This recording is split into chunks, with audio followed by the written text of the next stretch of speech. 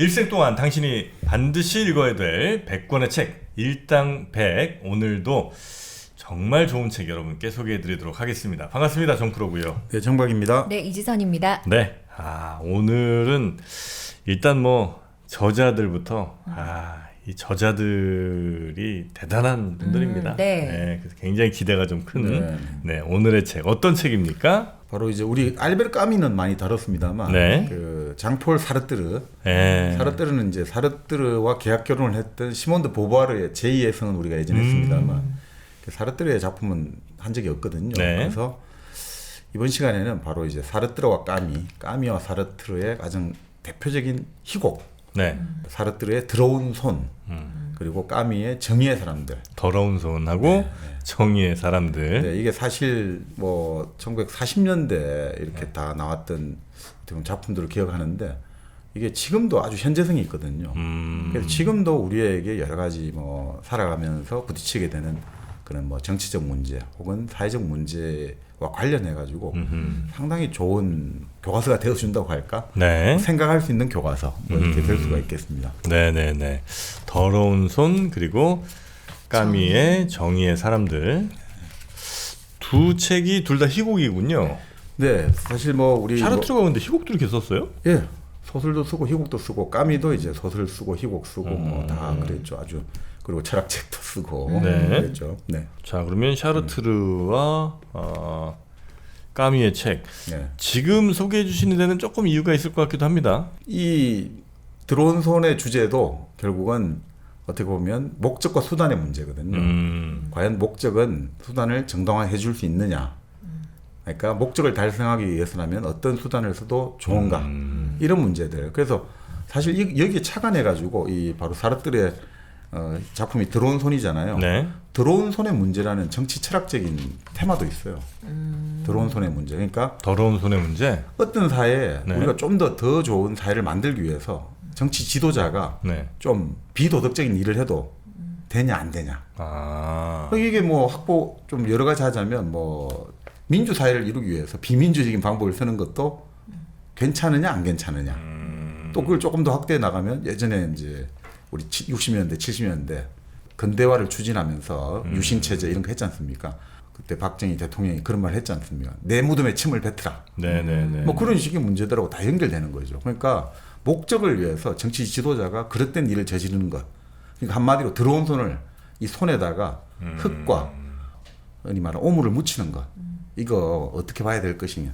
이런 문제들하고 연결되기도 합니다. 범죄를 이 사회에 있는 뭐 수많은 범죄들을 좀 일소하기 위해서 막 인권을 좀 탄압하면서까지 싹 한번 정리하는 이것도 어찌 보면 절차라든지 뭐 이런 것들을 무시하는 행위였을 수도 있는데 결과적으로는 그래도 많은 사람들이 훨씬 더 안전한 삶을 사는 것처럼 실제로 그럴 수 있으니까 그게 과연 옳은 일인가 뭐 이럴 수도 있겠네요. 그러니까 사실 그게 이제 원조가 마키아벨리였죠. 마키아벨리 같은 경우는 예전에 군주론 그 온 프린스에 나오기 전에는 정치라는 군주는 무조건 도덕군자가 되어야 됐지 않습니까? 그런데 마키아벨리에 따르면 올바르지 않은 일도 실행하는 방법을 알고 있어야 된다라고 하지 않습니까? 그러니까 거기서부터 시작해가지고 사실 이제 책을 찾아보니까 그 마이클 와일즈라는 정치 철학자가 있는데 이 사람이 이제 바로 지금 오늘 우리가 이야기할 사르뜨르의 들어온 손에 바로 착안해가지고 자 우리가 정말 아무런 죄 없이 결백하게 정치를 할 수 있느냐 없느냐 이거에 관해서 한번 계속 테마가 되었던 거죠. 근데 사실 지금 그렇지 않습니까? 우리 사회도 그렇고 지금 뭐 전 세계가 지금 이 정치 지도자의 리더십을 둘러싸고 이 도덕성 문제를 둘러싸고 지금 뭐 여러 가지 사법적인 미국의 대통령 후보도 그렇습니다만 그러니까 이런 문제 관련해 가지고 과연 이게 모든 상황에서 도덕적인 고려가 최우선적으로 고려돼야 되는지 아니면 우리가 일상생활에서는 개인의 도덕이 가장 큰 가치를 차지하지만 여러 사람이 어울려 사는 어떤 사회생활에서는 그러니까 아까 말씀드린 대로 사회 전체의 지금 안정이 담보로 잡혔다 이거죠. 지금 테러리스트가 뭔가 이 사회를 공격하려고 할 때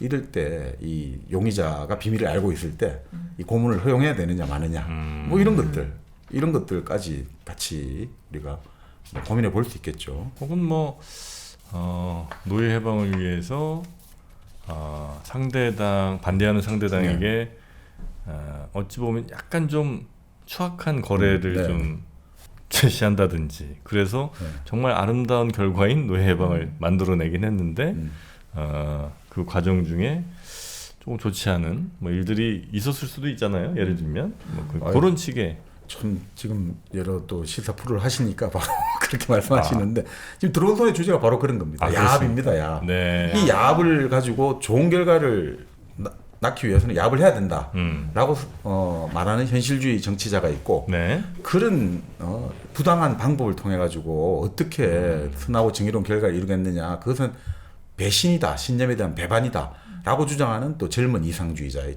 격돌이 일어나거든요. 지금 바로 그런 것들, 야합을 둘러싸고 과연 우리는 어떻게 해야 될 거냐. 이 책의 배경이 지금 뭐예요? 네, 1900 일종의 43년에서 45년 사이 유럽에 가상의 한 나라가 있거든요. 그 나라가 이 나라가 자기 일종의 파시스트 왕정을 지키기 위해서 당시 히틀러에게 협조를 했다가 이제 히틀러가 무너지고 소련이 계속해서 이제 승승장구하니까 안 되겠다. 이제 좀 좌파 세력들하고 손을 잡아가지고 소련이 여기 진주해올 때 우리 국가의 이익을 지켜야겠다. 뭐 이렇게 해가지고 이제 노동당 좌파 세력하고 파시스트 세력하고 또 이제 민족주의 세력하고 요 3자가 우리가 같이 지금 조국과 민족을 위해서 우리 나라를 지켜야 될 거 아니냐. 그렇게 해서 같이 이제 협상을 하는 것. 그걸 둘러싸고 이제 기존에 이제 노동당에서 이건 말이 안 된다. 이렇게 해서 어떻게든 간에 야합을 협상을 하려고 하는 지도자를 제거해야 된다. 이제 이걸 둘러싸고 일어나는 갈등들이죠. 그게 이제 더러운 손의 큰 주제예요. 그리고 이제 그 까미의 그 정의의 사람들, 이 정의의 사람들 같은 경우는 결국 뭐 이런 거죠. 결국 불가피하지만 정의롭진 않다. 그러니까 예를 들어 가지고 우리가 과연 어떤 뭐라고 할까 사람을 정의의 이름으로 죽일 수 있는가? 사람을 정의의 이름으로 과연 죽일 수 있는가? 사형제가 이제 대표적인 거죠. 그렇죠. 근데 여기서는 이제 아주 1905년에 실제로 일어났던 러시아 그 세르게이 대공이라고 그 암살 사건을 이제 바로 모티프로 한 거거든요. 당시 러시아에 이제 나로드니키라고 해가지고 인민주의자, 민중주의라고 하는데 이 사람들은 이제 일종의 농민이 주체가 되는 사회주의 공동체를 건설한 것을 목표로 했거든요. 그래서 이 사람들은 테러리즘을 하나의 어떤 자기들 방법을 썼단 말이죠. 그래서 당시 러시아 로마노프 왕실의 니콜라이 2세의 숙부였던 그 세르게이 대공을 암살했단 말이죠. 근데 이제 그 암살의 처음 과정에서는 암살하려고 했는데 그 대공이 자기 조카들하고 같이 그 일종의 마차를 타고 있었단 말이죠. 그러니까 차마 못했단 말이죠. 그래서 막 이제 논쟁이 좀 민중주의자들, 민주주의들끼리 막 논쟁이 벌어지는 거단 말이죠. 그래서 결국 이제 나중에 이제 두 번째 성공을 하고 그런 것들을 다룬 이야기거든요. 그래서 결국 과연 이제 우리가 정의의 이름으로 이게 사람을 죽이는 것이 정당화될 수 있는가? 그러니까 이것도 마찬가지죠. 사실 목적이 수단을 정당화할 수 있는가? 그러니까 사실 들어온 손하고 이 정의의 사람들이 상당히 비슷한 주제를 비슷합니다. 그러니까 실제로 까미하고 사르트르는 결국 나중에 아주 상당히 처음에 이제 사르트르 입장에서는 본인이 나름 실존주의라는 어떤 사조를 들고 나왔는데 그 사조에 맞는 작품이 필요하잖아요. 딱 까미인 거죠. 그래서 엄청나게 이제 까미를 칭찬하고 또 이론가 이런 비평가로서의 어떤 대부적 성격을 가지고 있단 말이죠. 그리고 실제로 사르트르가 까미보다 나이도 이제 8살이 많았고, 그 사르트르 같은 경우는 당시 그 프랑스의 이제 파리 고등사범을 나왔고 주류 지식인들의 아주 리더 역할을 하고 있었거든요. 반면에 이제 까미 같은 경우는 저 식민지 알제리, 피에누아라고 그 알제리에 정착한 프랑스 사람들. 근데 뭐 잘 못 살았죠, 기본적으로. 못 사는 이제 프랑스 하층민이었는데. 약간 아웃사이더. 그렇죠. 그런데 딱 까미가 이제 파리로 와가지고 우리가 아시다시피 그 30년대 후반이죠. 39년에 이방인을 써내고 그다음 페스트를 써내고 하면서 완전히 막 이제 하나의 어떤 길이나로 떠올랐던 거죠. 그래서 이제 그렇게 잘 가다가 결국 이제 45년 이후로 그 부역자들 있지 않습니까? 그 프랑스 독일 점령 기간 동안에 프랑스 지식인들이랄까 여러 가지 부역했던 문제를 둘러싸고 처벌을 해야 되느냐, 뭐 하느냐에서 약간 좀 뭐 까미 입장이 기본적으로 처음에는 응징을 해야 된다고 했다가 이제 좀 일종의 자비 쪽으로 기울어졌고 네. 그 이후로 이제 아시다시피 이제 1952년에 그 까미가 반항하는 인간이라는 책을 내거든요. 당시 네. 한국 전쟁 와중에 냉전 기간 와중에 이 책을 둘러싸고 이제 사르트르가 완전히 이제 그 자기가 직접 처음에 공격은 안 하고 밑에 평론가를 이제 통해 가지고 대대적인 공격이 들어갔고 까미가 반격을 하고 또 사르트르가 총괄적으로 우리 더 이상 침묵으로 이 논쟁을 끝맺자. 더 이상 우리 말하지 말자. 그걸로 이제 서로 이제 완전히 결별하게 된 거죠. 네네네. 그러면서 이제 좀 사이가 틀어졌는데, 근데 상당히 좀 비슷해요, 그죠? 이런 이 작품들에 보면 이 주제 의식은 서로 좀 비슷합니다. 네네. 자, 그러면 두 권의 책, 까미의 정의의 사람들 그리고 샤르트르의 더러운 손, 네. 이 두 책을 오늘 여러분께 소개를 해드리고, 아마 이 책은 지금 특히나 아마 정치 쪽에 관심 많은 분들이 생각할 만한 주제를 네. 이렇게 아마 던져주실 것 같은 느낌이 좀 있네요. 네, 더러운 손 같은 경우는 이제 저기서 아주 유명한 대목이 나오죠. 그러니까 정치란 뭐냐 이거죠. 정치란 내가 옳고 남이 틀렸다는 것을 증명하는 과학이다 이거예요. 이게 바로 이제 우리가 뭐 사자성어 올랐던 아시탑이죠. 내가 옳고 남이 틀렸다. 아시타비. 네. 근데 바로 그게 정치거든요. 그러니까 여기 바로 여기서 나옵니다. 더러운 손에서 그 대사에서 나오는데 실제로 이제 참 재밌는 게 사르트르는 그걸 이제 그 대사를 더러운 손이라는 저 희곡 작품을 통해서 그 대사를 썼지 않습니까? 그러니까 사실 누가 그런 이야기를 했습니다만 바로 그렇기 때문에 정치는 문학의 상대가 안 된다는 거예요. 문학이 정치를 항상 이길 수밖에 없다는 거예요. 왜냐하면 정치는 항상 내가 옳고 남이 틀렸다고 하잖아요. 네. 문학은 기본적으로 그것보다는 더 넓고 더 깊다는 거예요. 문학의 세계는. 내가 옳고 남이 틀렸다는 이 세계, 이 시비를 구분하는 세계, 그걸 더 포괄하는 게 문학이라는 거죠. 그 기초가 되어주는 세계. 시비가 갈라질 때 그 밑에 우리 흔히 말하는 그 substance라고 하잖아요. 본질이라고 하는데 네. 기체라고 하죠. 밑에 이제 바닥을 형성하는데 바로 문학은 그것을 그 세계를 만들어주는 기본이기 때문에 더 이제 그 정치의 세계를 압도할 수밖에 없다. 뭐 이런 이야기도 하는데 뭐 하여튼 그 들어온 손에 보면 그런 대목들도 상당히 좋고요. 정의의 사람들도 뭐 마찬가지입니다만 네. 논쟁의 과정이 나와요. 정의의 사람들하고 들어온 손에는 이 막 사상 투쟁이죠. 일종의 서로 설득하고 내 입장을 하는데 그 등장인물의 입을 빌려서. 네, 아주 그게 뭐 긴박하고 아주 박진감이 넘칩니다. 이게 사실 그래서 지금 정의의 사람들 같은 경우는 대학교 연극반에서도 계속해서 그 일종의 상연되고 있고요. 계속해서 들어온 손 같은 경우도 저걸 만약에 지금 최근에 저는 저 들어온 손 상연된 걸 못 봤습니다만 연극으로 다시 한번 올리면 아주 박진감 있는 심리극이 될 수도 있고 아주 뭐 이 대사의 속도랄까 그리고 이 드라마틱한 뭐랄까 파고로 나아가는 드라마틱한 구조가 상상을 절하거든요. 아, 그렇습니까?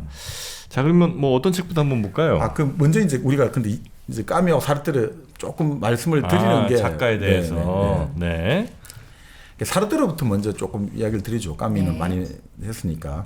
그 사르트르는 1905년에 태어났어요. 그래서 바로 지금 6월 21일 파리에서 태어났거든요. 그래서 1980년에 사망했죠. 그래서 이제 사르트르가 80년에 사망했을 때 그 장례 행렬에 5만 명이 시민이 따랐다는 거죠. 네. 한마디로 프랑스 사람들이 뭐 진짜 그런지 모르겠습니다만 일정한 시기마다 항상 자기들의 사회의 어떤 든든한 뭐 지성의 보루라고 할까 이런 큰 어른 같은 사람이 있는데 바로 사르트르가 그런 역할을 했던 거죠. 사르트르가 죽고 나서는 레비스트로스가 그 역할을 했고 뭐 그런 식의 그게 있었는데 네. 그만큼 사르트르가 차지한 위치가 컸다는 거죠. 네. 사르트르 같은 경우는 지금 우리 예전에 뭐 마지막 수업 알퐁스 도데 나왔던 그 알자스 지방 있잖아요. 네. 알자스 로렌. 알자스 지방 출신이에요. 그러니까 이제 독일 쪽 이게 섞여 있지 않습니까? 그리고 실제로 어머니가 이제 알자스 지방 출신이니까 뭐 알자스 지방 출신해도 과언이 아닐 것 같습니다. 파리에서 태어났지만. 네.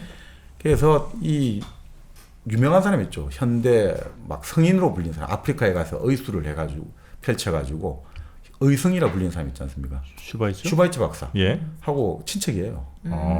엄마하고 슈바이츠 박사가 사촌이에요. 그러니까 사르트르의 외할아버지가 슈바이츠 박사의 큰아버지예요. 아주 가깝죠. 외당숙이고 이제 그러니까 네, 뭐 네. 오촌 아저씨 조카 사이거든요. 네네. 슈바이처는 독일 쪽이죠? 그러니까 이 알자스가 독일 프랑스가 섞여 있거든요. 그렇죠, 그렇죠. 그러니까, 예. 그러니까 그렇게 배경이 되는 거죠. 자, 그런데 이 태어난 지 15개월 만에 아버지가 뭐 인도 차이나 뭐 이 전쟁의 후유증으로 열병을 걸려가지고 사망을 해요. 아이고야. 그러니까 우리가 예전에 한번 또 계속 말씀드립니다만 위대한 작가의 가장 자양분이 되어주는 건 뭐냐? 아버지의 부재. 아버지 부족 불행한 어린 시절이거든요. 까미도 마찬가지예요. 까미도 근데 비슷해요. 까미도 1차 세계대전 때 나갔던 아버지가 결국 돌아가시면서 어릴 때 돌아갔고 비슷하네. 사르트르 같은 경우도 아버지가 인도차이나 전쟁에서 얻은 열병으로 돌아갔죠. 그래서 외가에서 성장했으니까 이 외할아버지 영향이 컸던 거죠. 네네. 그래서 뭐 나중에 사르트르가 그런 이야기 합니다. 나는 아버지가 일찍 돌아가시면서 자유를 획득했다. 그러니까 보통 우리가 어릴 때부터 느끼는 아버지의 권위라든지 이런 게 자유로워졌고 뭐 아버지가 나의 자식에 대한 기대에 충족해야 되고 여러 가지 이런 것들에서 자유로울 수밖에 없었다 이거죠. 그럼 뭐 그렇다면 까미도 마찬가지죠. 그래서 실제로 까미하고 사르트르가 그냥 비슷한 점이 꽤 많습니다. 그러니까 둘 다 아주 유명한 바람둥이고요. 아주 뭐 바람둥이로 유명했고 둘 다 또 담배 애연가로 유명했죠. 그래서 뭐 까미 같은 경우는 항상 그 일종의 뭐라고 할까 우리 지금 피는 현대식 권련 있지 않습니까? 네. 이렇게 까치 담배 이거 딱 입에 무는 사진으로 유명하죠. 이 사진 네. 엄청 유명하잖아요. 네네 그렇죠. 저 사진 유명하죠. 네. 그럼 사르트르 같은 경우는 이제 파이프 담배로 유명하죠. 항상 파이프. 그리고 둘 다 이제 뭐 고양이를 키웠는데 네. 까미는 고양이에 붙이는 이름을 뭐 담배라고 붙여줬고 담배야 이를 불러주고 자기 철학 저서가 존재와 무거든요. 무 없을 무자. 고양이에게 무라고 이름을 붙여줬죠. 그런 식으로. 일단은 정프로님이랑 비슷한 게 좀 있네. 저도 일부러 아이들의 어떤 그 문학적 성장을 위해서 아버지의 부재를 만들었잖아요. 그리고 고양이 키우잖아요. 고양이 키우고 네. 담배 늘 대신 난 전자담배. 네. 자, 그러니까 이제 외할아버지의 서재에서 이제 책과 함께 성장하는 거예요. 네. 그리고 외할아버지가 이제 독일어 교사도 했고 뭐 개신교 목사님도 했다고 나오고 외할머니는 가톨릭 신자.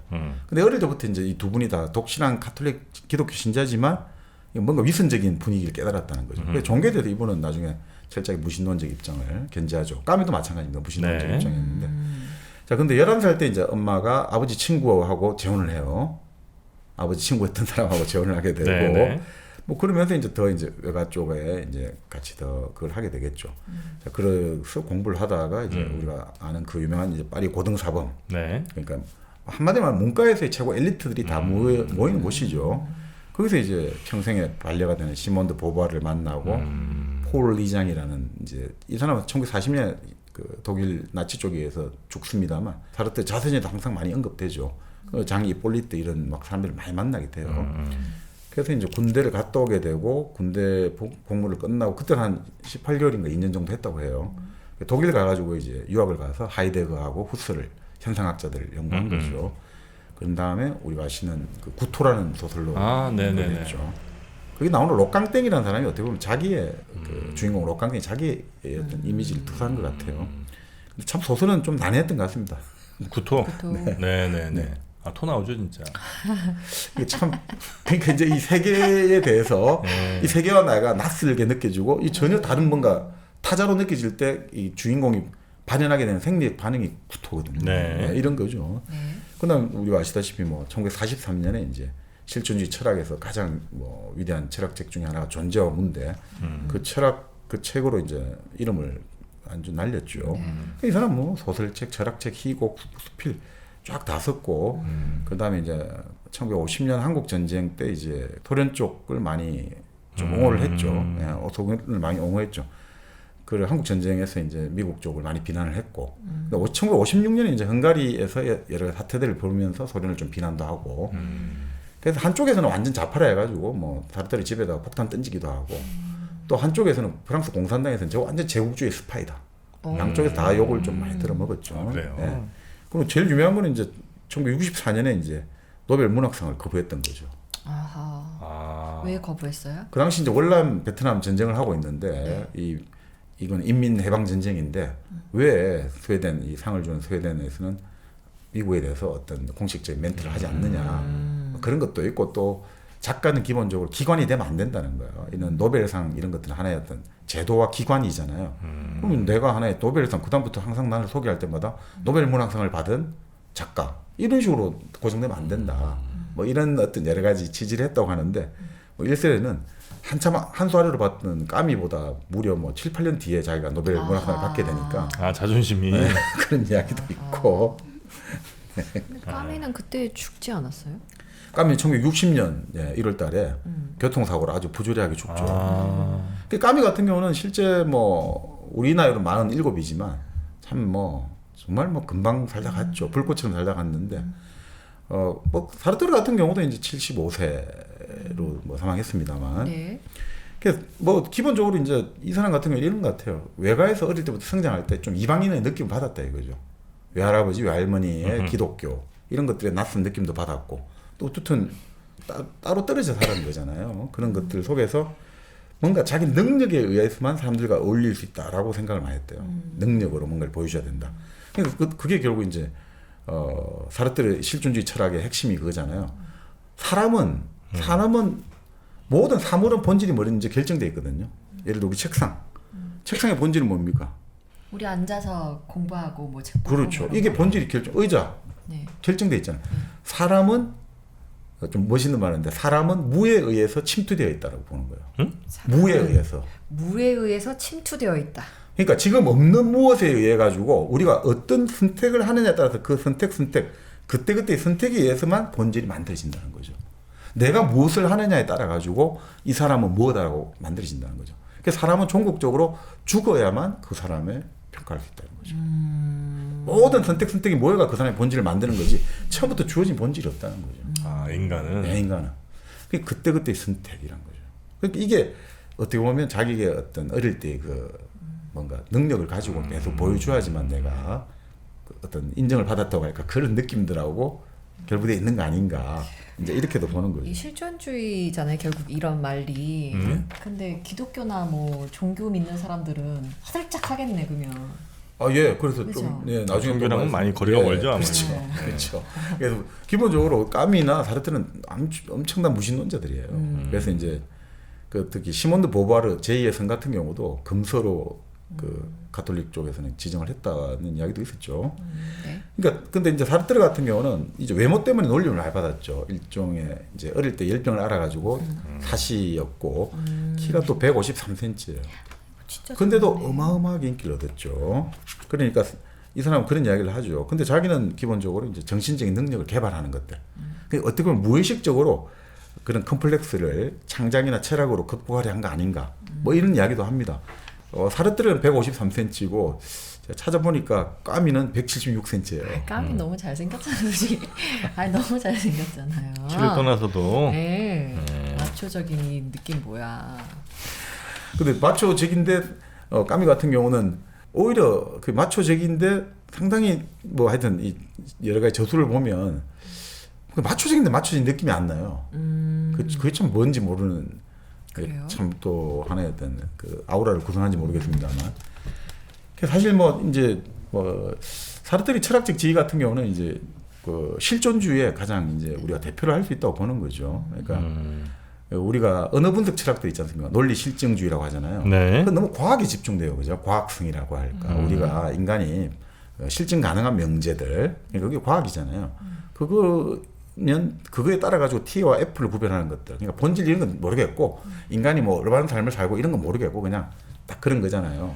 신이 있느냐 없느냐 이런 문제는 의미가 없다. 이렇게 아예 내다버렸고. 근데 막시즘 같은 경우는 너무 또 혁명, 역사에 너무 집중을 했다 이거죠. 그러니까 이제 실존주의 같은 경우는 어떻게 보면 우리 어떻게 보면 그런 어떤 편향들을 좀 더 극복하고 예술이랄까 사랑이라고 할까 요 영역하고 좀 맞닿아 있는 거 아니냐 이제 이렇게 이제 보는 거죠. 이 사람 같은 경우는 이제 그 바로 본인이 항상 했던 선택 그때그때 선택에 충실한 사람이니까 네. 그 바로 시몬드 보바르하고 계약 결혼으로 유명한 거죠. 항상 2년 계약 기간을 정했대요. 와. 임대차 그저 기간도 아니고. 와. 2년 연장. 예. 그리고 계속해서 이제 묵시적 갱신 계속 이제 그러면 죽을 때까지 계속 2년 싫다는 거예요? 그렇게. 근데 이게 우리가 생각하는 막 요즘 막 결혼 계약서 쓰고 이런 게 아니고요. 뭐 이혼할 때 뭐 돈 얼마 주고 이게 아니고 요즘 막 세기에 이혼해가 몇 1조를 줘라 했는데 그게 아니고 금전 문제는 없어요. 네. 그냥 외적인 조건 이런 건 없고 그러니까 그리고 앞으로 향후 본결혼을 위해서 이런 것도 아니고 그냥 말 그대로 자유롭게 사랑을 하기 위해서 우리는 계약을 한다 이거죠. 무슨 말이냐면 계속 같이 갈 거냐 안 갈 거냐는 결정. 그렇죠. 사랑은 소유가 아니다 이거죠. 근데 우리가 어떻냐 이거죠. 우리가 결혼을 하게 되면 이 사람을 소유물로 생각하지 않냐 이거죠. 독점하고 싶고 소유하고 싶고 그래서 사실 사랑할수록 더 간섭하고 방해하려고 한다 이거죠. 근데 생각을 해보자 이거죠. 사람이 살아가면서 가장 중요한 게 뭐냐 이거죠. 사람을 알아가는 즐거움 아니냐 이거죠. 근데 결혼으로 딱 구속을 해버리면 사람이 자기 좋아하는 사람이 다른 더 좋은 사람을 알아가는 즐거움을 박탈하는 거다 이거죠. 그러니까 그렇게 하면 안 된다 이거죠. 내가 사랑하는 사람에게서 그 사람의 그 즐거움을 빼앗을 권리는 없다 이거죠. 그래서 다른 사람을 사랑할 자유를 허용한다 이거죠. 그래서 계약 결혼은 결혼하지 않는 네. 사랑이다. 이렇게 메모해요. 너무 좋은 말이네 써먹기. 이미 저는 이 삶을 지지하기로 마음을 먹었었죠. 물론 내가 그런 삶을 살진 않지만 네. 그래도 이 정말 선구자 같은 네. 분이다. 진짜. 근데 자녀는 없었어요? 네. 아 자녀 없어요. 아니 자녀를 뭐 구태여 뭐 그죠?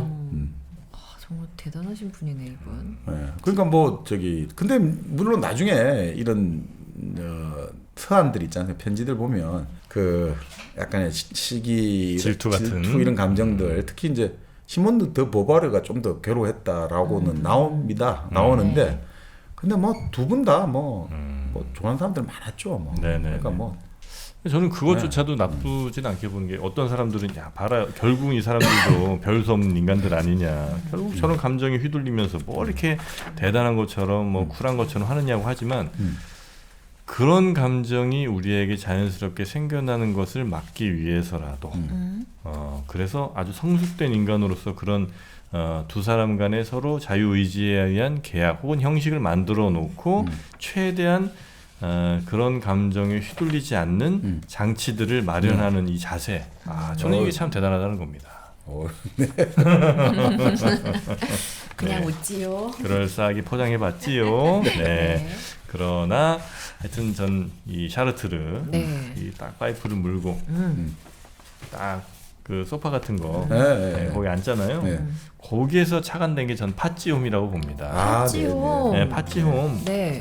그 정말 편한 리클라이너 의자 있지 않습니까?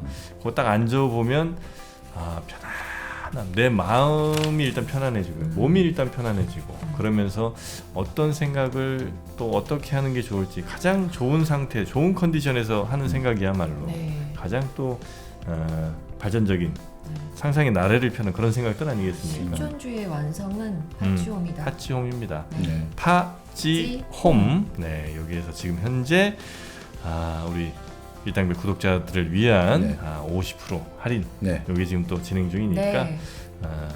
예쁜 색상 골라서 집에 하나 딱 갖다 놓으시면 그 책상에서는 정말 뭐 책도 읽기 좋고요. 예, 수유하기 좋고요. 또 반려동물과 놀기 좋고요. 사랑 나누기 좋고요. 예, 모든 것이 다 되는 파찌홈 리클라이너 네. 의자 네이버에서 한번 검색해 보시기 바라겠습니다. 네, 너무 고급스럽더라고요. 네, 이 가죽 자체가 네. 굉장히 고급스럽니다. 네. 그러면 뭐 이게 좀 뭐 실존주의는 아주 또 방대한 내용입니다만 여기서 네. 조금만 한번 우리 맛만 보고 네, 간략하게. 네, 그 강대석 그 교수님이 그 까미와 사르트르라는 책에서 지금 좀 말씀한 것들 많이 또 소개를 해주셨는데 네. 그 사르트르의 경우 실존주의를 잠깐만 그걸 인용을 하고 또 우리가 보면 작품이 더 잘 이해될 것 같습니다. 네. 자, 그러니까 이렇게 이제 보는 것 같아요. 이제 우리가 프랜시스 베이컨 있지 않습니까? 네. 아는 것이 힘이다. 그렇게 시작을 해가지고 우리가 이제 결국 하나의 어떤 인간의 이성에 대한 신뢰 그리고 계몽주의라고 하죠. 계몽의 철학들이 쭉 이어지지 않습니까?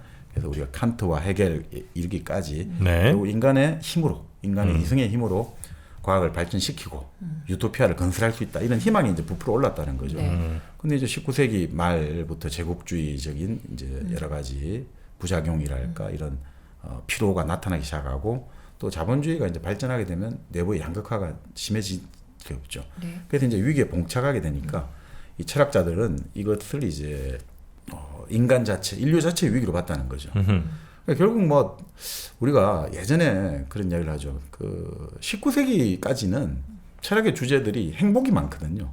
아리스토텔레스도 그렇고 어떻게 하면 인간이 행복해질 수 있고 행복에 도달할 수 있는가 뭐 이런 거죠. 유토피아를 건설할 다 그런 취지였는데 그게 이제 1차 세계대전 거치면서 그때 많이 나온 주제가 위기예요. 위기. 위기. 뭔가 지금 이제 우리가 이 인간의 이성과 합리성에 의해서 건설되는 사회가 이제 브레이크가 걸렸고 파탄이 왔다는 거죠. 그래서 그 위기 감각들 그리고 그 당시 이제 우리 아시다시피 영화랄까 그 배랄까 비행기랄까 이런 것들이 생겨나면서 인간이라는 게 그만큼 상대적으로 세계 속에서의 자기 지위가 초라해지고 이런 느낌을 많이 가졌나 봐요. 그래서 이제 그런 위기라는 것들이 계속해서 많이 철학적인 주제로 대두가 되었죠. 네. 근데 이제 1차, 2차 세계대전 다 끝나고 나서 결국 1950년대가 접어들면서 그때는 이제 당시 유럽 특히 프랑스 철학에서 가장 많이 나온 거는 종말이에요. 이데올로기의 종말, 네. 주체의 종말, 인간의 종말, 뭐 역사의 종말, 동일자의 종말, 계속 종말이 나오는 거예요. 네. 그러니까 이제 이런 분위기, 이제 세계라는 것은 이제 이 위기를 넘어서 이제 종말로 가고 있고 결국 세계의 본질은 합리적이고 지금까지 계몽철학이 간주했던 그런 게 아니라 뭔가 비합리적이고 뭔가 그런 의지적인 거 이런 식으로 뭔가 사람들이 많이 그런 철학적인 어두움으로 간 거 아니냐 보는 거예요. 네. 그래서 그걸 대표한 사람이 이제 하이데거라 보는 거예요. 바로 사르트르가 빠졌던 하이데거. 그러니까 하이데거 같은 경우는 이렇게 봤거든요. 이거는 이제 그 서울대 철학과 김상환 교수님 설명인데 헤겔이 바라본 철학의 시작과 철학의 완성이 이렇게 생각하시면 될 것 같아요. 자, 우리가 문명이 어디에서 시작됩니까? 문명의 아침이 해가 동쪽에서 떠오르죠. 네. 바로 오리엔트, 동방에서 이제 철학이든 뭐가 시작됐다 이거죠. 4대 뭐 철학들 이를 보면 동쪽에서 해가 떠오르지 않습니까? 해가 쫙 떠올라요. 그래서 이제 해가 떠오르면서 이 해가 인간의 정신을 상징하는 거죠. 이 정신이 쫙 붉은 태양이 떠오르면서 이 사방을 쫙 비추기 시작하잖아요. 이 물에다가 자기 햇빛이 다 투영되지 않습니까? 온 세계를 물들이잖아요. 그러니까 이제 서서히 이제 그 인간의 이성의 힘이 쫙 이제 퍼져나가기 시작하는 거죠. 그래서 이제 이게 쫙 올라갔다가 이제 어떻습니까? 서쪽에 해가 지잖아요. 서쪽에 해가 질 때 이 저녁놀이 어떻습니까? 장엄하잖아요. 완전히 네. 모든 것들이 이 산천, 이 강산이 다 바다와 땅이 다 그 붉은 그러니까 인간의 정신이 이 모든 것을 이제 다 이해하고 완성을 했다 이거죠. 어디서 완성되느냐? 서쪽. 바로 독일, 서방, 유럽에서 완성이 됐다 이거죠. 동쪽에 시작됐지만 완성됐다 이거죠. 그런데 그래서 그러면 완성이 되었으니까 좋아야 되는데 그 저녁놀이 지나고 나면 우리 완전히 깜깜한 또 밤중이 오지 않습니까? 바로 하이데거는 지금 바로 이 기술 문명이 발전하면서 인간의 역사는 완전 깜깜한 밤중이 돼버렸다는 거죠. 별빛 하나 볼 수 없다 이거죠. 절망의 시대가 됐다 이거죠.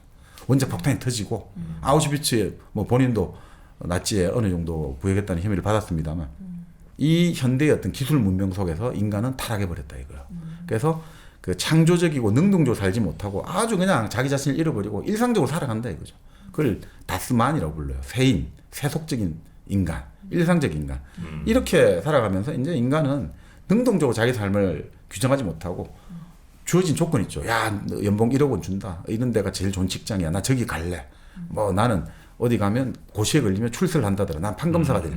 이런 식의 정말 타락한 인간들이 되었다는 거죠. 자, 이럴 때 이를 거부하면서 이제 우리는 본래적인 존재인 실존을 찾아야 되고 그걸 찾기 위해서는 인간이 죽음이랄까 없어진다는 무에 대한 불안을 느껴야 된다는 거죠. 그러니까 죽음에 대한 의식을 느껴야 여기서 벗어날 수가 있잖아요. 여기만 계속 집착하면 이거 일상밖에 집착하다 보면 일상이 무한히 반복된다고 가정하는데 네. 언젠가는 끝이 있다. 시간은 종말이 있다고 생각한다면 여기서 좀 더 자기 자신을 벗어날 수 있는 가능성이 좀 열릴 수 있잖아요. 그래서 이제 하이데거가 이제 그런 이제 존재의 어떤 불안들 이걸로 이제 어떻게 보면 실존주의의 그 서막을 화려하게 장식해 준 거죠. 그때 이제 사르트르 같은 경우는 바로 여기서 아까 말씀드린 자유라는 것들 문제 있지 않습니까? 그럼 이렇게 살려면 자유가 전제가 되지 않습니까? 내가 이것을 거부하면서 본래적 존재 살아가는 자유가 중요하잖아요. 그러니까 이 사람은 사르트르가 여기서 착안해가지고 자유를 선택의 자유로 본 거예요. 선택의 자유. 자유라는 것은 선택의 자유다. 그러니까 이 사람 입장에서는 이 선택의 자유가 가장 극대화된 게 어떤 거냐면 나치의 강점기에 있을 때 가장 자유롭다는 거예요. 나치의 강점기 있을 때 무슨 말이냐면 네. 자, 이 나치의 강점기 속에서 나는 반항해야 될 것인가, 나 레지스턴트 할 것인가, 이런 어떤 선택 가능성이 더 극대화된다는 거죠. 그리고 만약 감옥에 있을 때도, 갇혀 있을 때도 나는 탈옥해야 될 것인가 하면서 이 가능성이 더 극대화된다는 거예요. 네. 우리가 보통 야, 내가 선택의 자유가 어디 있냐 이런 말 많이 하잖아요. 내가 지금 이거밖에 할 게 없는데 아니라는 거예요, 이 사람은. 그러니까 어떤 상황에서도 인간은 자유롭게 선택을 하고 행동을 할 수 있고 그에 대해 책임을 질 수 있다고 보는 거죠. 네. 그래서 이건 뭐 약간 빅터 프랭클의 이야기하고 좀 비슷하죠. 그 죽음의 수용소에서 네. 아니 이건 좀 뭐 사람 다 죽이는 건데 그 와중에도 자기가 자기 스스로에 대해서 그 자유롭게 선택을 할 수 있는 권리가 있다 했잖아요. 내 스스로가 사람들을 용서하고 세계를 용서할 수 있는 마지막 남은 나는 그 인간의 존엄성을 회복할 수 있는 자유가 있다고 봤잖아요. 마찬가지 같아요. 그러니까 어떤 상황에서도 인간은 자유롭게 선택을 하고 행동을 하고 그에 대한 책임을 질 수 있다고 보는 거죠. 그러니까 최악의 상황 이런 것들에서 인간은 선택을 할 수 있는 것이다. 자, 그렇기 때문에 이 사람이 있어가지고는 선택을 가지고 옳은 선택이냐 잘못된 선택이냐 적합한 선택이냐 부적합한 선택이냐 이런 게 있을 수가 없다는 거예요. 모든 선택은 자기가 내린 것이고 그러니까 자기가 책임지면 되기 때문에 이게 뭐 잘 되고 못 되고 이런 거는 의미가 없다는 거예요. 그러니까 선택하지 않은 것도 결국은 이제 선택이 된다는 거예요. 그것도 선택의 일종이라는 거죠. 네. 그러니까 모든 것들은 결국은 자기의 어떤 이런 어떤 순간순간의 선택이 네. 일 수 있기 때문에 그걸로 인해서 결국 자기가 만들어진 거다 이거죠. 그래서 결국 이런 거죠. 인간은 결국은 무에서 태어났다 이거죠. 무에서 태어나가지고 계속해서 그 순간순간의 선택에 의해 가지고 스스로 자기 운명과 역사를 만들어간다. 상당히 뭔가 적극적인 느낌, 능동적 느낌을 주지 않습니까? 네. 그러니까 신이 바로 여기서 기독교가 부딪히는 거죠. 신이 존재한다면 인간은 어떻게 되냐 이거야. 선택이라는 게 뭐 의미가 없죠. 의미가 없는 거죠. 그러니까 신이 존재하면 인간 자유로운 선택을 할 수 없기 때문에 선택에 대한 책임을 질 필요 없는 거잖아요. 그러니까 신이 있으면 인간 아무것도 아니라는 거죠. 그러니까 이 사람 입장에서 이런 거야. 하나의 어떤 인생을 보람 있는 삶을 살아가려고 한다면 내가 순간순간 내린 선택을 누적을 내가 계속해서 그것으로 살아가려는 사람은 침묵을 하고 무관심 속에서 삶을 낭비해서는 안 되고 적어도 자기 삶을 스스로 살아가려고 한다면 이런 종교 문제에서 확고히 결단을 해야 된다는 거예요. 자기 운명과 역사를 만들어가야 되는 사람이 종교 문제에서 나는 여기서는 대충 넘어간다 이렇게 하면 자기 삶을 보람차게 살 수 없다 이거죠. 그래서 인간이라는 게 역설적으로 이런 말이에요. 아무것도 알지 못할 때만 인간은 정말 자유로운 선택을 할 수 있다는 거예요. 아무것도 알지 못할 때만.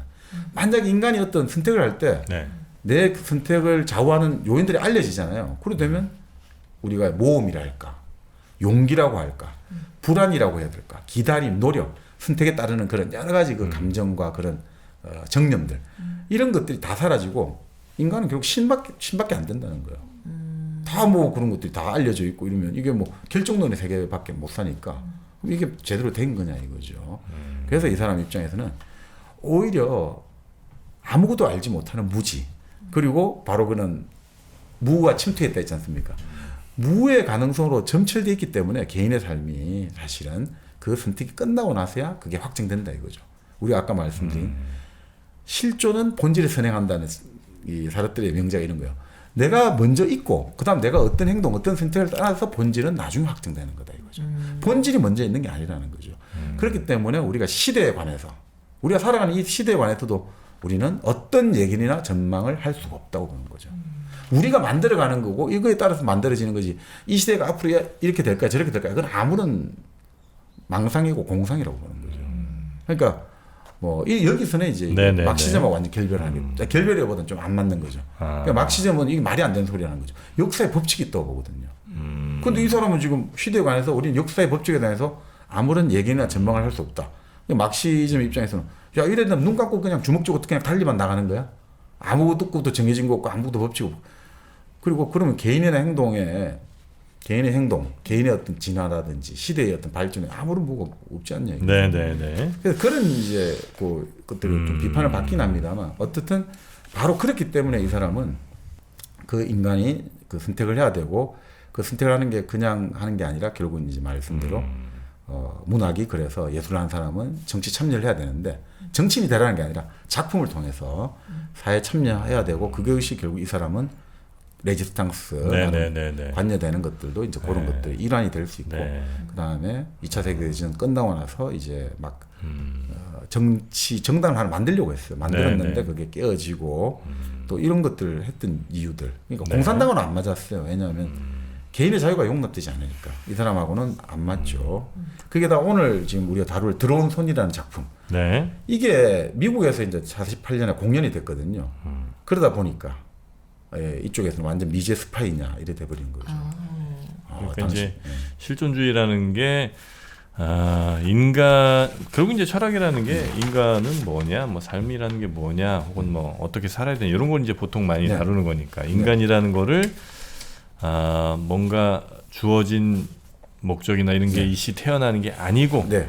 오로지 아무것도 없는 상태에서 태어나 끊임없이 선택하는 무엇들로 인해서 네. 채워진 결과 나중에 우리가 죽을 때쯤 돼서 우리가 그동안 수없이 누적한 선택들에 의해서 만들어진 이 사람 그렇습니다. 이게 이제 실존주의의 이제 핵심인 거고 네. 그래서 제일 중요한 게 이 사람이 태어나서 죽을 때까지 수없이 많은 선택들을 하는 것, 네. 그 선택들을 어떻게 하느냐가 이제 굉장히 중요해. 왜냐하면 이제 이 사람을 결정짓는 거니까. 그래서 수많은 선택을 이제 해야 되고 하는 데 있어서도 그냥 수동적으로 뭔가 주어진 것에서 뭘 하나 고르는 정도가 아니고 네. 어떤 상황이든 또 어떤 뭐 어려움이 있든 없든 혹은 이 선택에 대해서 내가 잘 알든 알지 못하든 간에 과감하게 그렇습니다. 선택을 하고 거기에 대해서 내 책임을 행동을 책임지면 된다. 이게 이제 실존주의의 가장 핵심적인 네. 내용들인 거군요. 그러니까 바로 이제 오늘 작품에서 나옵니다만 그 어떤 상황에서도 그 스스로 선택하고 결단을 내리지 않습니까? 네. 그걸 통해서 자기 삶을 살아가야 된다는 게 이 사람의 주장인 거죠. 그게 너의 자유를 쟁취하기 위한 투쟁이고 지름길이라고 보는 거죠. 그러니까 어떤 상황에서도 나는 그래도 목숨은 부지해야지. 나는 그래도 내 가족은 지켜야지. 이런 식으로 하면 안 된다는 거예요. 어떤 상황에서도 뭐 그런 것도 선택은 이론이 되겠죠. 근데 사실은 이제 그러니까 자유를 제한하는 것들 있잖아요. 내가 예를 들어 가지고 그때 나의 어떤 생각이 아니라 그러니까 무언가에 의해서 구속되는 것으로서는 그게 선택이 아니니까 정말 그것은 자기 스스로의 어떤 그 내리는 선택이 돼야 되는 거죠. 무언가 때문에 무엇 때문에 이렇게 되어서는 안 되고 우리가 흔히 말하는 그럼에도 불구하고 나는 내 스스로의 머리로 생각하고 내 스스로의 발로 걸어가겠다는 것들. 네. 그러니까 이게 결국은 우리 오스카 와일드하고도 맞닿아 있죠. 오스카 와일드는 네. 우리 모든 사람은 타인이다. 타인의 생각을 자기 말처럼 인용하고 모방하고 살아가는데 자기 삶을 자기 식대로 살아가는 거예요. 바로 이제 사르트르가 이제 그런 건 아니냐 싶습니다. 그래서 보통 자기 식이 이제 자기 생각이 뭔지를 알면 좀 그렇게 할 텐데 네. 자기 생각과 남의 생각을 구분하기가 매우 어렵고 일단은 맞습니다. 대부분의 그냥 내 생각이라고 생각하지만 사실은 내 생각이 아닌 경우가 네. 이제 대부분일 테니까 그래서 순수하게 이건 정말 나의 완전한 자유의지에 의한 순수한 나의 선택이라고 생각하기가 조금 어려운 상황은 분명히 좀 많이 있겠으나 네. 그것도 열심히 계속 훈련하고 하다 보면 뭐 네. 조금 더 가까워는 지겠죠. 근데 그렇죠. 지금 대부분의 사람들은 아예 그냥 그런 선택 자체를 이제 포기하는 경우도 너무 많고 네.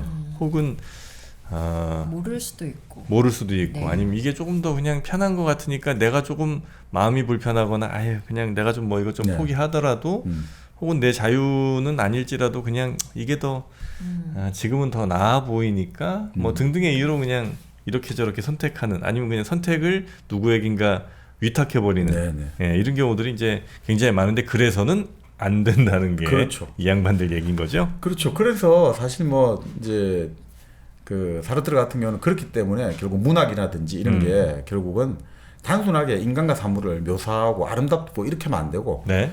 독자들에게 지금 상황의 본질을 알려줘야 된다는 거예요. 지금 이 상황은 이거다라고 알려주면서 선택의 가능성을 일깨워주라 이거죠.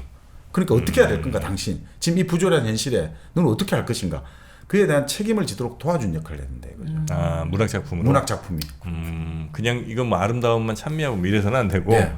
읽는 사람들에게 정확한 어떤 본질을 알려주고 이 사람들이 선택할 수 있게도 해주고 이런 게 필요하다는 거죠. 그러니까 시인은 언어의 봉사를 하는데 작가, 소설가죠. 소설가는 언어를 도구로 삼아서 사회 참여를 해야 된다고 하는 거예요. 이 사람은 문학가입니다. 네, 이 사람은 이제 그래서 우리가 그 이외에도 뭐 순수 문학, 참여 문학 논쟁이 계속 나오는 게 순수 문학은 그 문학 예술 자체의 예술성 이런 것들에 그게 문학에 본령이 있다고 보는 네. 거고 참여 문학은 아니다 이거예요. 이게 우리가 이 사회를 더 좋은 사회를 만들기 위해서 변혁을 하는 게 문학의 역할이다. 뭐 이렇게 이제 보는 거죠. 근데 그렇기 때문에 이제 이 사람은 이 사회를 변화시키기 위해서 작가는 작품을 써야 되고 그 자유에 대한 억압과 무조건 맞서야 된다고 하는 거죠. 자유를 억압하는 것과 맞서야 된다. 근데 이게 또 어려운 문제예요. 예를 들어서 아까 말씀드린 까미하고는 다 비슷한데 근데 까미 같은 경우가 이제 뭐 여러 가지 그 과정을 거치고 나중에 뭐 알제리 전쟁을 둘러싸고 사르트르는 그 민족 해방 투쟁의 일환으로 알제리를 지지했는데 까미는 원래 자기 고향이 알제리였잖아요. 네. 그러니까 뭔가 타협, 화해 이런 걸 막 애매한 지점에 썼단 말이죠. 그래서 사르트르나 이쪽에서 완전 욕을 하는 거죠. 저는 완전히 제3세계 민중의 저 역사 인식을 망각한 이런 식으로 막 참 힘들었죠. 그리고 그 와중에 이제 한국 전쟁이 결정적이었습니다. 이 둘이 갈라지게 된 거는. 그러니까 한국 전쟁 와중에 이제 까미가 반항인이라는 책을 냈는데, 그러니까 까미 같은 경우는 이제 이런 반항인을 통해 가지고 이런 거죠. 그러니까 인간이라는 게 기본적으로 형이상학적 반항을 하고 역사적 반항을 한단 말이죠. 형이상학적 반항은 뭐냐면 결국 신이랄까 이런 것들에 대해서 그죠? 우리가 종교적인 이런 걸 넘어서 가지고 그때 결국 뭐 그러니까 신적인 초인 니체 같은 사람이 대표적인데 그리고 그걸 새로운 뭔가 또 귀의를 하려고 하는 거죠, 그죠? 근데 그런 식으로 어떤 반항을 하려 신에 대해서 초인이라고 칩시다. 그건 같은 거지만 반항을 하고 역사적 반항은 말 그대로 마르크스, 레닌 이런 사람들 생각하시면 돼요. 이 사회 구조리 모순을 우리 역사는 진보하니까 이제 넘어버리자. 근데 문제는 이런 반항의 과정에서 이런 거죠. 자, 역사적 반항을 하는 사람들은 역사의 진보를 뒷배를 삼아가지고 폭력이 저지른단 말이죠. 그러니까 반항이 타락해지면 대규모 폭력이 수반된다 이거죠. 계급을 완전 말살을 시켜버린다. 이거는 타락한 반항이다 이거죠. 그러니까 이건 난 못 받아들인다 이거죠. 그러니까 이런 식으로 가면 안 된다. 반항적 혁명이 돼야 되는데 이렇게 반항이 완전히 타락을 해버려가지고 이 폭력이 되는 거는 이런 이제 글을 쭉 썼던 거죠. 그래서 반항한다는 건 뭐냐면 그런 거 있지 않습니까? 이 역사의 진보를 뒷배삼아가지고 자 우리에게는 역사가 우리를 지켜주니까 막 그냥 속청의 칼날을 휘둘러라. 이것도 반항해야 되고 또 한쪽에는 자 우리 인간에게 신이 죽었지 않냐. 이제 아무것도 없다. 그러니까 우리는 무제한적인 자유를 허용해야 된다. 우리가 말하는 까라마조프가 형제들에 나오는 그 둘째 아들 이반 까라마조프가 그런 스타일이거든요. 이제 하나님의 저 하늘나라의 하나님은 사라지고 지상에서 우리끼리 천국을 만들어야 된다고 보거든요. 그럴 때 인간에게는 무제한의 자유가 허용돼야 된다고 보거든요. 인간이 행사할 수 있는 최대의 자유치가 무엇이 되겠습니까? 인간이 행사할 수 있는 최대의 자유. 살인? 그렇죠. 사람을 죽이는 거예요. 내 마음대로 죽이는 거. 그거에 대해서 이제 또 한쪽에서 또 나오지 않습니까? 그러니까 막 죽일 거야. 그러니까 이 까미 같은 경우는 거기서의 어떻게 보면 중용의 이야기겠죠. 이런 것들을 통해 가지고 까미는 항상 이 반항이라는 것들이 폭력으로 가지 않도록 항상 이게 중용을 찾으니까 사람들 입장에서 이게 지금 뭐 하는 거냐 이거죠. 지금 이 제국주의 국가다 미제국주의가 이 한국 전쟁에서 세균전을 펼쳤다. 이거 사람들의 그때 생각이었습니다. 이렇게 하면서 하는데 까미가 지금 갑자기 뭐 반항을 하자 이러니까 이건 도리어 미국을 도와주는 것밖에 더 되냐. 냉전을 미국에 도와주고 아니 이 사람은 역사에 참여를 안 하고 역사 밖에서 가지고 역사 뭐 그것 좀 무의미하다 이런 식으로 나오니까 오히려 물론 지금 소련에도 모순이 있는데 이 모순을 확대해 가지고 자본주의 국가들의 더 큰 제약을 가리려 한다. 이렇게 이제 비판을 받는 거예요. 샤르트르가 까미를 비판할 때 네네. 그렇게 하면 오히려 너가 좋아하는 정의 실현도 안 되고 인류에게 더 큰 불행을 가져다 준다 이거예요. 너의 그런 식의 논리가. 그러니까 이게 참 딜레마였습니다. 이런 것들이. 네네. 근데 당시에 프랑스 지식인들은 대부분 다 사르트르 편을 들었죠. 아, 그래요? 왜냐하면 당시는 그게 트렌드니까. 그 민족 해방 전선의 무조건 진리니까. 우리는 유럽 제국주의가 반성을 해야 될 이때 지금 저 몰지각한 놈. 근데 프랑스의 부르주아 기득권층들은 까미가 좋겠죠. 그렇지 않습니까? 까미가 알제리도 같이 다 평화롭게 어떻게든 네. 방법을 찾아보자 하니까. 그래서 까미는 그럴 때 침묵을 지켜버렸어요. 내가 무슨 말을 해도 이게 또 다른 알제리 민중들에게 또 상처를 줄 수 있으니까 이럴 땐 침묵을 해야 되겠다. 침묵을 했거든요. 자, 그 와중에 이제 그러면 이 논쟁이 그러니까 좋은데 그러니까 역사학자들이 이런 이야기를 합니다. 20세기에. 아니 우리가 지금 스탈린이라든지 그 소련의 그 참혹한 수용소라든지 학살 이런 데 주목하는 것도 좋다 이거죠. 소련 그다음 중국의 인민 그 문화 혁명에 갖고 많은 사람이 죽고. 근데 그렇게 마오쩌둥, 스탈린 개인의 어떤 그 제약에만 집중하다 보면 예를 들어 미국이나 영국이 그 식민지라든지 여러 가지 이제 신식민지적인 여러 가지 신제국주의적인 방식을 통해서 수많은 자기들의 이제 그 이익을 얻어내기 위해서 많은 제3세계를 괴롭히고 이런 역사는 묻혀버리지 않냐 이거죠. 네. 한쪽을. 그러니까 그런 어떤 딜레마가 있다고 본 거하고 똑같은 거거든요. 지금도 이 논리잖아요, 우리가. 자, 우리 조직 내부에서 성희롱 사건이 벌어졌어. 돈 문제가 터졌어. 근데 이거를 지금 만약에 우리가 자정작용한다고 이걸 우리가 스스로 고백을 해버리면 야, 지금 보수 언론들이 우리를 잡아먹으려고 난리치고 있는데 우리 스스로 이걸 하면 완전히 사냥감 사자들 앞에, 굶주린 사자들 앞에 우리를 동지들 던져버리는 거다. 이러면 안 된다. 이렇게 되는 논리들이잖아요. 똑같이 지금도 되고 있습니다. 근데 이게 똑같았습니다. 50년대도 그래가지고. 네네네. 당시 그래 바로 그 시몬드 보부아르가 사르트르가 처한 그런 상황들, 까미의 이 상황들을 가지고 소설을 썼거든요. 뭐 어떤 분은 제목을 파리의 선비들이라고 번역을 했는데 네. 만다린즈 해가지고 만다린이 고급 관료들이죠, 중국에. 이런 이야기인 거죠. 자, 이 소설에 두 주인공이 나와요. 그 두 주인공이 나오는데 소련의 노동자 강제 수용소가 존재하느냐 아니냐 가지고 막 경론을 벌이고 있는 거예요. 완전 진짜 이 자본주의 국가들이 지금 선전하듯이 정말 막 숙청이 벌어지고 강제 노동 수용소에서 비인간적인 일이 일어나느냐. 그래서 두 주인공이 나중에 결국 그 존재를 확인해요. 이게 있다. 자, 그 다음에는 그 사실을 발표할 거냐 말 거냐 가지고 또 경론을 벌여줘요. 그러니까 진보적 입장의 주인공이 논리는 이런 거예요. 이걸 발표한다면 지금 자본주의 사회의 어떤 부르주아 지배 언론이 이것을 악용할 것이다 이거죠. 사회주의 체제의 아주 사소한 모순을 과장해가지고 자기 사회의 더 큰 모순을 은폐하는 게 부르주아 지식인들, 언론의 수법 아니냐. 이거 지금 해버리면 난리가 난다. 그러니까 덮어야 된다. 이런 어떻게 보면 이런 입장이고. 그러니까 이런 식의 어떤 모순들 있지 않습니까? 네. 이런 걸 논쟁이 막 벌어지는 거거든요. 네네. 그러니까 지금 이게 지금도 우리가 뭐 비슷한 사실 논쟁이 우리 사회입니다. 이게 계속 계속 있죠. 반복되는 네. 거예요. 근데 샤르트르는 이제 뭐 저야 이제 그 시대도 잘 뭐 이해 못하고 예. 모르니까 좀 단편적으로 얘기할 수밖에 없긴 합니다만 네.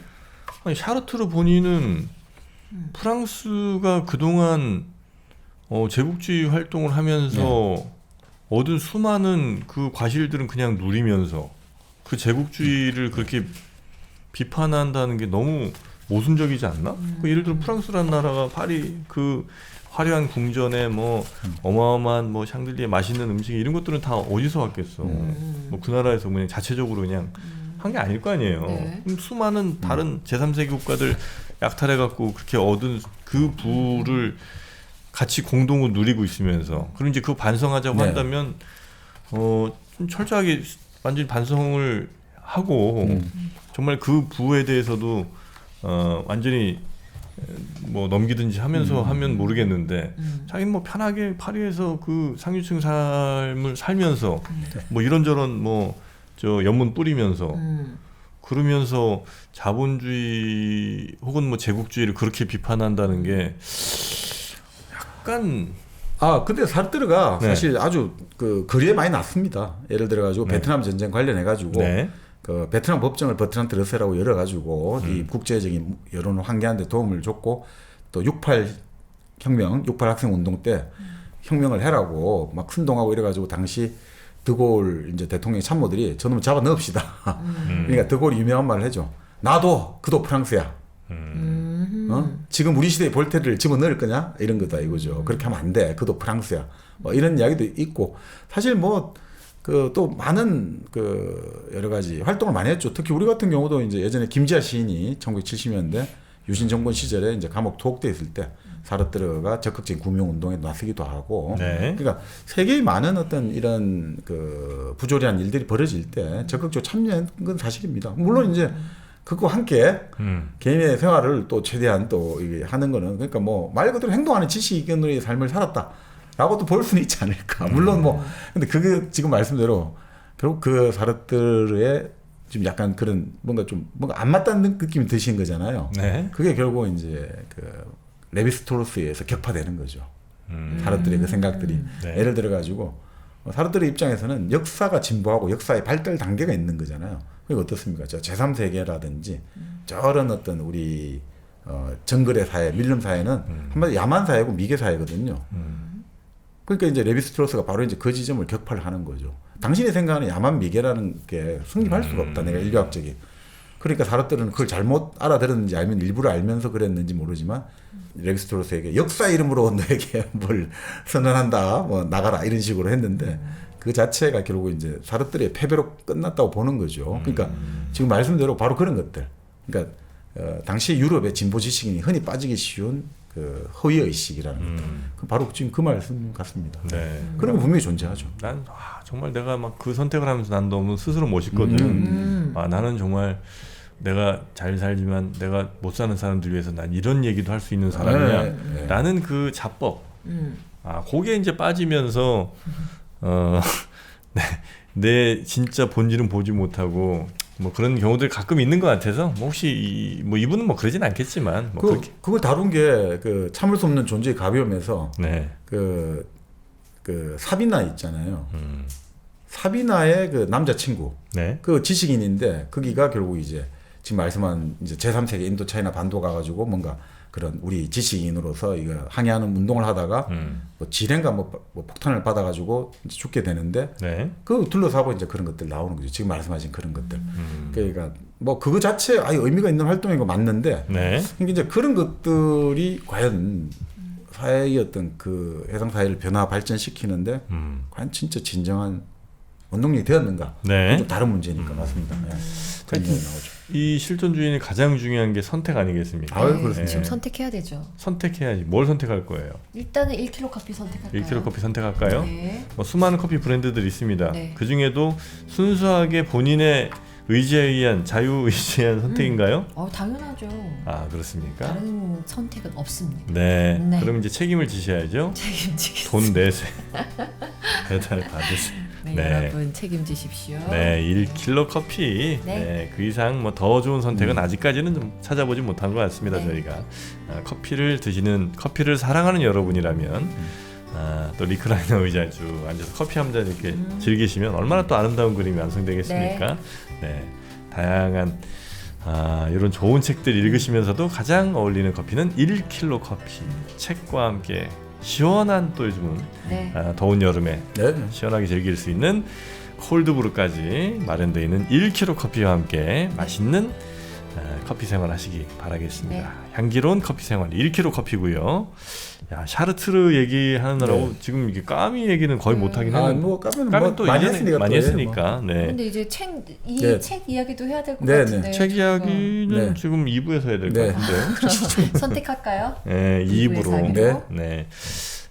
너무 좋습니다. 네. 저는 이런 논쟁 자체가 그리고 두 사람의 살았던 그 시대의 어떤 치열한 그 그러게요. 논박들 이런 것들 한번 제 옆에서 좀 보고 싶은 마음 좀 있는데 좀 아쉽네요. 요즘 논쟁이 사라져가지고 네. 지금 참 안타깝습니다. 말싸움밖에 안 하니까 요즘은. 네. 그러니까 예전에는 또 자꾸 이런 꼰대 소리 듣는 것 같긴 한데 네. 한 90년대만 해도 그죠. 나 때는 신문 지면 통해서 논쟁을 많이 했죠. 누구 얘기를 공개적으로 네. 뭐 예를 들면 뭐 이지선 저 소장은 이번에 이를 주장을 했는데 이거는 이런 면에서 틀렸다.